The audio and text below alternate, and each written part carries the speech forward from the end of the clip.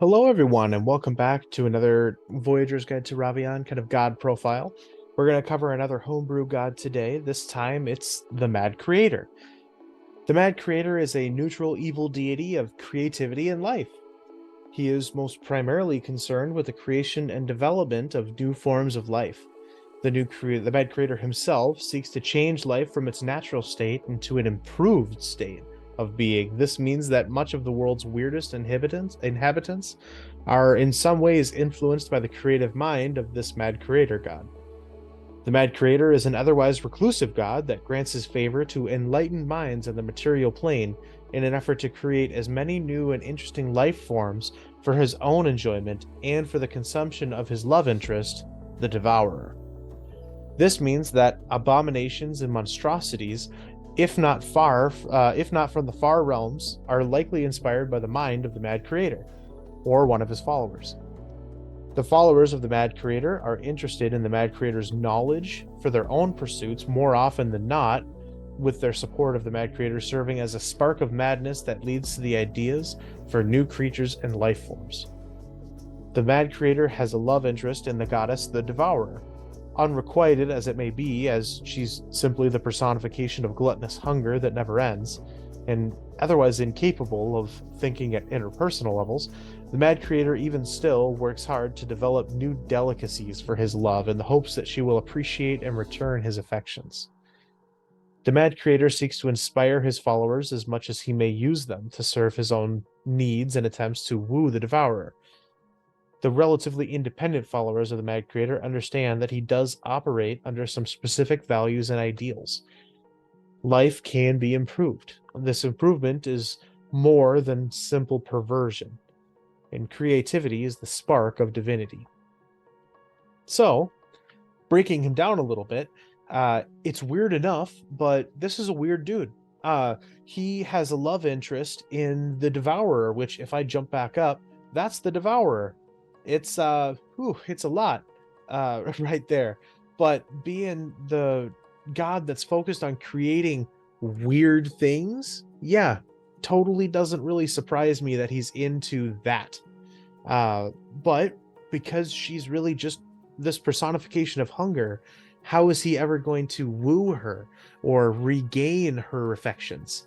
How is she ever going to return this affection that he has for her when all she's focused on is eating and consuming? So he, as this gesture of love for her, in the hopes that she'll eventually turn back and love him back, is like, hey, I'm going to make as many new things for her to consume as possible. And that tends to be the weird driving force for the relationship between these two gods. He creates so that she can destroy. And he creates things not from their base from scratch. He creates mixtures of things. He is, in a sense, the chef that makes different abominations for her to consume later. He is very likely the god, at least within Ravean, that inspired the creation of things like owl bears.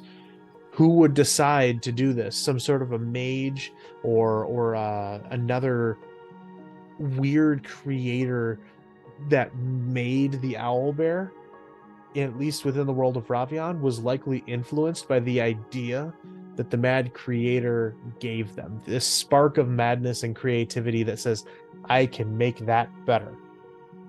Right? Let's take the raw power of a bear and put it with the intelligence and silence and maneuverability of an owl. Let's do that. See how that works. Oh, it didn't work the way I wanted. Let me try again. Make another one.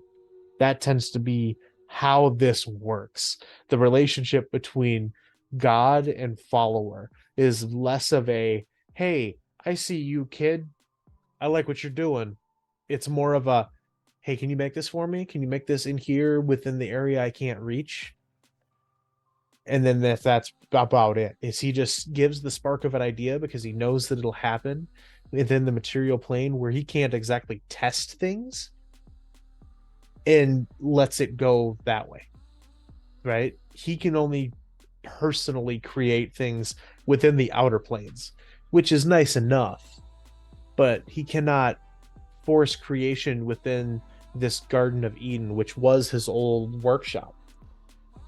So this mad creator does tend to be kind of a problem. He is an evil deity because he has no care for actual life so much as let me make this better. He is the mad scientist that's like, oh, let's just cut off that boring human arm and put a crab claw there because that's cool. And he doesn't care if his subject is willing. It's just going to happen. And so you'd better hope that nothing goes wrong, because his lack of empathy for actual life that isn't his creation, and even then, after he's created it, his lack of care for the life itself is apparent. He just wants to innovate. And that spark of madness drives him to continue to innovate beyond what might actually be necessary. So, that's it for the Mad Creator. What do you think that this god or his followers might make? What are those weird creations that he would end up coming up with? This is a wonderful opportunity otherwise as a DM, if you're running him, to test out your homebrew creations or find those weird original D&D monsters that don't fit anywhere else. And it's the very easy explanation of, oh, he made it. He did that because he's weird. And it gives you the opportunity to fit it into a world that otherwise doesn't have these kinds of things readily available. So keep that in mind. Let me know what you might think in the comments, and if you liked the video, give it a like, and that way I know kind of what I'm doing right and what you're more interested in. Otherwise, keep in mind it doesn't take much to make a difference out there, so be the difference that you want to see out in the world. Thank you all for watching, and I will see you all in the next video. Bye.